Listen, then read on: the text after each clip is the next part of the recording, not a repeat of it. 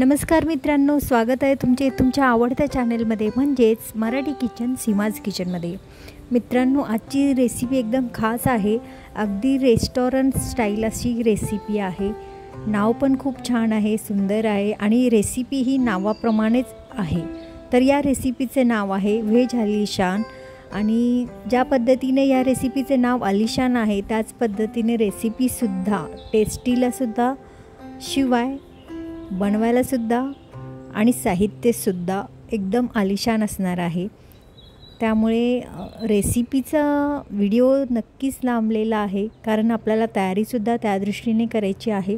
त्यामुळे नक्कीच व्हिडिओ मोठा झाला जरी असला तरीसुद्धा तुम्ही अगदी शेवटपर्यंत जर ही रेसिपी पाहिली तरच तुम्हाला या रेसिपीमधील छोट्या छोट्या टिप्स समजून येतील आणि तुम्हाला ही रेसिपी अगदी छान आणि टेस्टी बनवण्यासाठी मदत होईल। तर मित्रांनो, ही रेसिपी तुम्हाला नक्कीच आवडेल अशी आशा करते। तसेच ही रेसिपी तुम्ही लच्छा पराठ्यासोबत या गरम गरम रोटी या पुरीसोबत जरी खाल्ली तरीसुद्धा खूप टेस्टी आहे। मी या रेसिपीसाठी लच्छा पराठा बनवलेला आहे। मस्तच रेसिपी झालेली, तुम्हीसुद्धा नक्की ट्राय करा। चला मग सुरुवात करूया। इथे मी हे फ्लावर घेतलेलं आहे। हे फ्लावर मी कट करून गरम पाण्यामध्ये थोडं मीठ टाकलं आणि त्याच्यामध्ये डुबवून ठेवलं होतं जवळपास अर्धा तास। त्यामुळे ते एकदम क्लीन झालेलं आहे। मटार होते माझे, फ्रोझन मटार आहेत हे, त्यामुळे मी थोडेसे नॉर्मल पाण्यात टाकून ठेवले, त्यामुळे ते अगदी व्यवस्थित छान आहे। त्याला शिजवून घ्यायची गरज नाही आहे। आता हे मटार आणि फ्लावर आहेत ते मी आता हे चॉपरमधून एकदम बारीक असे कट करून घेणार आहे। मिक्सरमध्ये तुम्ही पल्स मोडवर जरी केलं तरीसुद्धा चांगलं आहे। फक्त एवढंच खात्री करा की त्याचं म्हणजे रस नाही झाला पाहिजे, फक्त ते क्रश झाले पाहिजेत। अशा पद्धतीने हे भाजी आपण बारीक करून घ्यायची। पहा, मटार आणि फ्लावर अशा पद्धतीने बारीक करून घेतलेला आहे। त्याचबरोबर याच्यामध्ये आपण गाजर, फरसबी आणि तोंडली याचा वापर केलेला आहे। ते सुद्धा आपण अशाच पद्धतीने एकदम बारीक असं कट करून घेऊया, कारण या रेसिपीसाठी आपल्याला एकदम बारीक अशी म्हणजे ज्या पद्धतीने खिमा असतो त्याच पद्धतीने इथे व्हेज भाज्यांची आपण अशी ही रेसिपी जवळपास असणार आहे। पहा, मस्त अशी ही भाजी कट करून झालेली आहे। आता या रेसिपीला मी जवळपास 15 ते 16 काजू गरम पाण्यामध्ये भिजवून ठेवलेत। याची आपल्याला नंतर पेस्ट करून घ्यायची। आता रेसिपीला सुरुवात करूया। यासाठी मी गॅस ऑन केलेला आहे, गॅसवर कढई ठेवलेली आहे। याच्यामध्ये आता आपली रेसिपी चांगली म्हणजे नावाप्रमाणेच आलिशान असणार आहे, त्यामुळे याच्यामध्ये आता मी सुरुवातीला 3 टेबलस्पून तेल घालून घेते। तेल चांगले गरम करून घ्यायचं आहे। त्यानंतर याच्यामध्ये 1 तमालपत्री, 1 लवंग, 1 वेलदोडा आणि थोडासा दालचिनीचा तुकडा घालून आपण हे चांगलं परतवून घ्यायचं याचा फ्लेवर सुटेपर्यंत। नंतर आता हा कांदा पाहिला असेल तुम्ही, हे 3 मध्यम आकाराचे कांदे आहेत, ते सुद्धा मी अगदी बारीक चिरून घेतले आणि हा कांदा आता आपल्याला मध्यम आचेवर चांगला लालसर होईपर्यंत भाजून घ्यायचा आहे।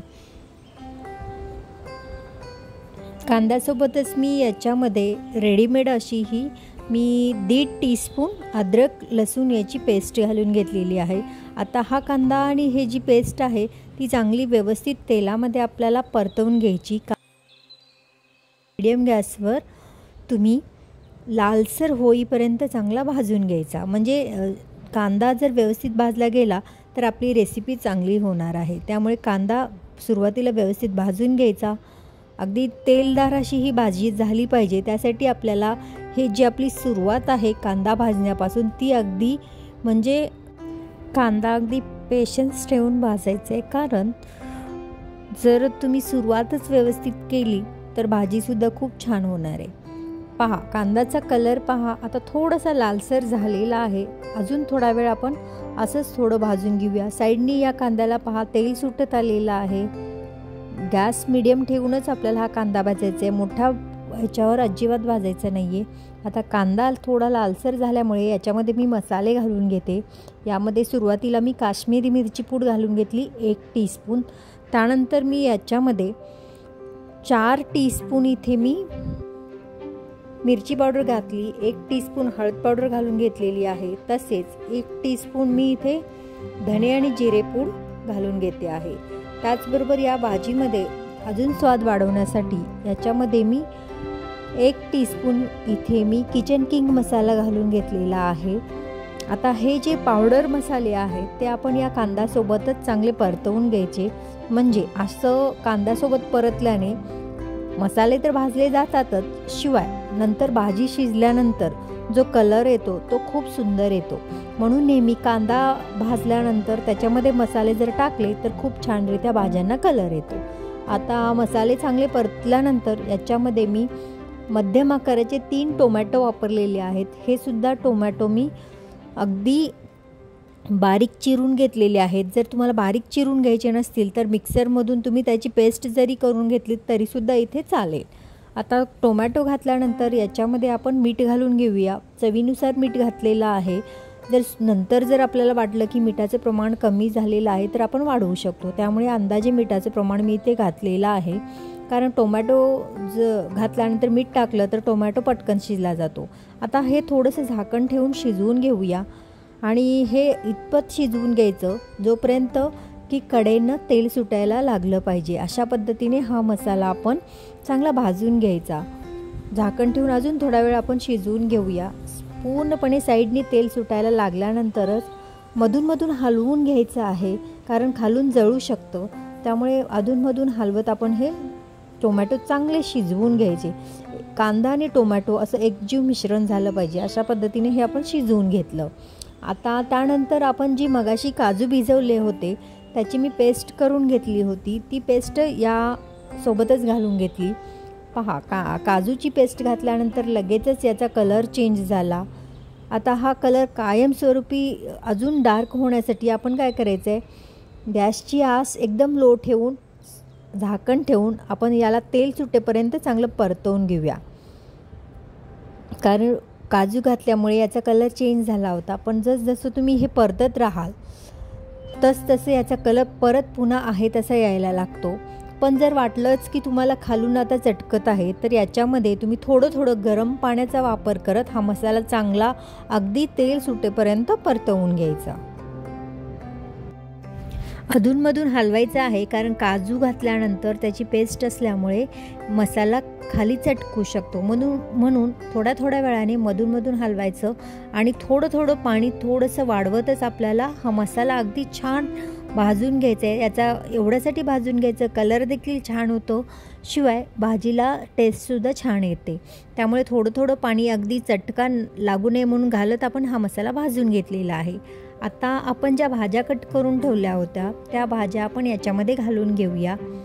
त्यासुद्धा सुरुवातीला आपण झाकण ठेवून वाफेवर थोडा वेळ शिजवून घ्यायचं, या मसाल्यामध्ये अगदी व्यवस्थित मिक्स करून घ्यायचं आणि त्यानंतर मग आपल्याला थोड्या वेळाने आपल्याला याच्यामध्ये पाणी घालायचं आहे। थोडा वेळ आपण असंच वाफेवर शिजवून घ्यायचं। गॅसची आच आपल्याला लोच ठेवायची आहे, कारण मसाले तर घातलेलेच आहेत आणि भाज्या कच्च्या आहेत, त्यामुळे चांगले भाज्या शिजल्या पाहिजेत। त्यामुळे सुरुवातीला लो गॅसवर थोड्या वाफेवर शिजवून घ्यायच्या, नंतर पूर्णपणे याची टेस्ट या भाजीमध्ये उतरेल आणि नंतर जेवढं तुम्हाला म्हणजे भाजी थोडीशी रसरशीत हवी आहे का जास्त घट्ट हवे त्यानुसार तुम्ही पाणी घालून ही भाजी चांगली शिजवून घ्यायची। पहा आणि जसजसं भाजी शिजतील तसतसं तुम्हाला अजून घट्टपणा जाणवेल, त्यामुळे थोडं करतच अंदाजाने तुम्ही गरम पाण्याचा मात्र वापर करायचा आहे। कारण गरम पाणी एवढ्यासाठी वापरायचं कारण गरम पाणी घातल्यामुळे ज्या भाज्यांना जो कलर असतो तो मेंटेन राहतो, शिवाय म्हणजे तेलदार अशा या भाज्या तयार होतात, म्हणून नेहमी गरम पाणी वापरायचं। पहा, या भाजीला शिजायला जवळपास वेळ म्हणाल तर 15 ते 20 मिनिट लागतात। अशा पद्धतीने अधूनमधून हलवत आपण ही भाजी शिजवून घ्यायची। आता भाजी थोडीफार म्हणजे शिजलेली आहे, त्यामध्ये मी आता काय करते आहे, जवळपास मी इथे 50 ग्रॅम पनीर बारीक किसून घेतलेलं आहे। हे पनीर मी याच्यामध्ये घालते। त्यानंतर अजून आपण थोडा वेळ याला असेच शिजवत ठेवायचं, म्हणजे अजून 5 मिनिट आपण पनीर घातल्यानंतर झाकण ठेवून शिजवून घ्यायचं। भाजीचा कलर पहा, सुंदर कलर आलेला आहे। आता भाजी पण छान शिजली। याच्यावरती मी 1 टीस्पून भाजलेली कसुरी मेथीची पावडर घातलेली आहे, त्याचबरोबर 1 टीस्पून साखर घालून घेतलेली आहे आणि वरून मी थोड्याशा कमी तिखट मिरच्या आहेत त्या लांबट आकारात कापून घेतलेत. तसेच अद्रकचे काप आहेत एकदम बारीक आणि लांब आकारात कापून घेतलेले, ते मी याच्यामध्ये घातलेले आहेत. हे ऐच्छिक आहे मिरची आणि अद्रक घालणं, पण चवीला खूप छान लागतं जर भाजीमध्ये असं घातलं तर. आता त्यानंतर सर्वात शेवटी नावाप्रमाणेच आलिशान अशी ही भाजी असणार आहे. त्यासाठी मी हे छोटे छोटे बटरचे क्यूब्स आहेत ते घालून घेतलेले आहेत. सर्वात शेवटी मी एवढ्यासाठी घातलं कारण सुरुवातीला आपण तेल वापरलेलं आहे आणि तेलासोबत बटर थोडंसं जळण्याचे चान्सेस असतात, म्हणून मी सुरुवातीला तेल वापरलं आणि सर्वात शेवटी मी इथे बटरचा वापर केलेला आहे, कारण वरून बटर घातल्यामुळे भाजीला चव खूप छान येते. त्याचबरोबर मी अमूल क्रीमचा वापर केला आहे. वरून हे जे क्रीम टाकते आहे ते जवळपास 2 टेबलस्पून क्रीम या भाजीमध्ये मी वापरलेला आहे.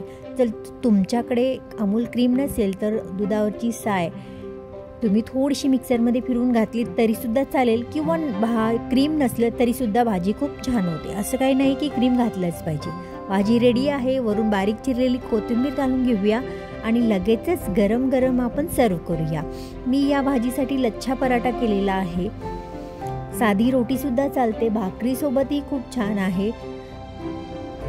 लच्छा पराठ्याची रेसिपी मी लवकरच घेऊन येणार आहे. पहा मग आजची ही रेसिपी तुम्हाला कशी वाटली त्याबद्दल नक्की कमेंट करा आणि तुम्हीसुद्धा नक्की ही ट्राय करा. खूपच छान भाजी, टेस्टी भाजी तयार होते आणि ट्राय केल्यानंतर कशी झाली ती मात्र कमेंटद्वारे कळवायला विसरू नका. त्याचबरोबर माझ्या चॅनलवर जर तुम्ही नवीन असाल तर चॅनलला सबस्क्राईब करा. भाजी आवडली तर जास्तीत जास्त शेअर देखील करा. सर्वात शेवटी मी याच्यावरती प्रोसेस्ड चीज आहे ते मी सर्व करताना वरून किसून घातलेलं आहे. मस्त अशी भाजी लागते. अगदी रेस्टॉरंट स्टाईल आहे. व्हेज आलिशान, नावाप्रमाणेच आलिशान आहे. नक्की ट्राय करा. वरून थोडीशी कोथिंबीर घालूया आणि मी थोडंसं म्हणजे बीटचं एक फ्लावर तयार केलं होतं ते आपण गार्निशिंग म्हणून आपण लावून ठेवूया. मस्त पहा, अगदी हॉटेलसारखी ही आपली भाजी घरच्या घरी तयार होते आणि ते सुद्धा आपले अगदी घरचे मसाले वापरून. तुम्हीसुद्धा नक्की ट्राय करा आणि रेस्टॉरंटचा फील घरच्या घरी घ्या. तर मित्रांनो, आपण पुन्हा भेटूया अशाच एखाद्या नवीन मस्त रेसिपीसोबत. तोपर्यंत स्वस्त खा, मस्त रहा, नेहमीच आनंदी रहा. रेसिपी पाहिल्याबद्दल तुमचे मनापासून आभार. धन्यवाद.